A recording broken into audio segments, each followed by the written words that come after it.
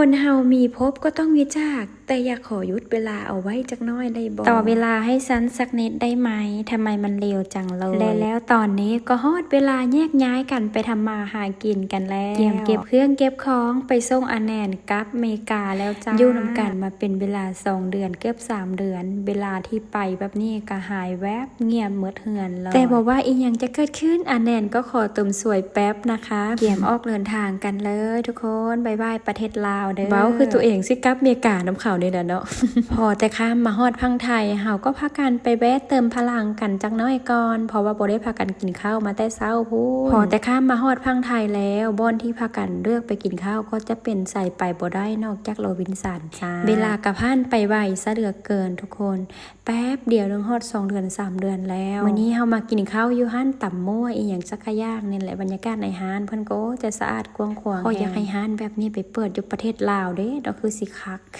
เข้ามาฮอดแล้วก็เลือกอาหารการกินตามอัธยาศัยแต่ละคนเลยนะจ๊ะเมนูเพิ่นก็จะมีหลากหลายสัตว์นี้จะเป็นตำมั่วตำแตงตำหยังก็ว่ากันไปเนาะพี่น้องเนาะอาหารเพิ่นก็มีแต่แนวเป็นตัดแ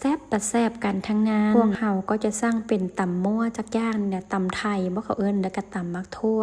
แล้วก็จะมีพวกปิ้งไก่แล้วก็ปิ้งสันคอหมูส่วนหลานสาวค่อย2 คนนี้กิน KFC จ้าสันคอหมูอยู่ฮั่นนี่บอกเลยว่าโอ้ยแซ่บมาทุกคนมันนุ่มตัดภาพมาที่บ้านอเมริกาเพิ่นกินอย่างเดียวเพิ่นหิวข้าวแล้วเพิ่นกันหลายนะคนน้อยๆ ภาคเสียงไปมาแล้วก็คิดฮอดเพิ่นเดคิดเห็นตอนเพิ่นมาใหม่ๆนะเอ็มไปหาเพิ่นน่ะบ่ให้อุ้มแล้วก็แบบได้หนีพร้อมบาดเพิ่นมาฮอดลาวอยู่ไปอยู่มานะติดกันซ้ำพอแต่กินข้าวกินน้ำแล้วเฮาก็ออกเดินทางต่อจ้าพอแต่ออกมาฮอดครึ่งทางเฮาก็มาแวะขอพรเพื่อเป็นสิริมงคลให้แก่ตัวเองก่อนบ่แน่ใจว่าชื่อวัดหยังนะเอ็มบ่ชื่อได้หลวงปู่อีหยังจักอย่างหลังจากขอพรแล้วเฮาก็เดินทางตรงไปที่สนามบินเลยจ้าเพราะว่ายันมันค่ำก่อนมื้อนี้เฮาไปกราบแน่บ่ได้ไปนอนเนาะเพราะว่าทุกครั้งที่เขาอ้ายไปส่งมันเพิ่นจะไปนอนคืนนึงแต่รอบนี้นะเฮาไปกราบเวลาก็มีจำกัดแน่กระเป๋าเครื่องกับตอนมากับตอนเมื่อนะซ้ำกันเลยหรือว่าอาจจะหลายกว่าก็บ่จักนี่คนละ2 กระเป๋าก็ยังเอาไปบ่เบิดทุกคนเว้ามาแล้วก็คิดฮอดเนาะทุกคน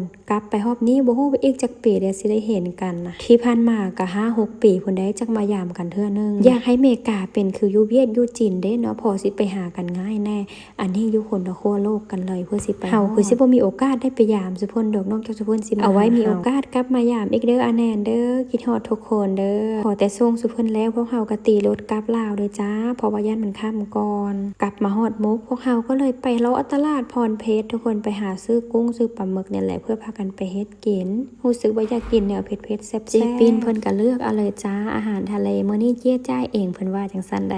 ลูกสาวเพิ่นแต่ละคนก็หลายโอ้ยน่าจอยกันเบิดเลยพากันเมื่อยแล้วบ่เดินทางมืดอาหารการกินอยู่ตลาดพรเพชรก็มีแต่แนวเป็นตัดแซ่บอยากให้ไปเปิดอยู่ลาวอีกแล้วทุกคนพอแต่กลับฮอดลาวค่ำมืดตื่นกันเลยทุกคนขออนุญาตจบคลิปก่อนเด้อเอาไว้พอกันคลิปหน้าจ้า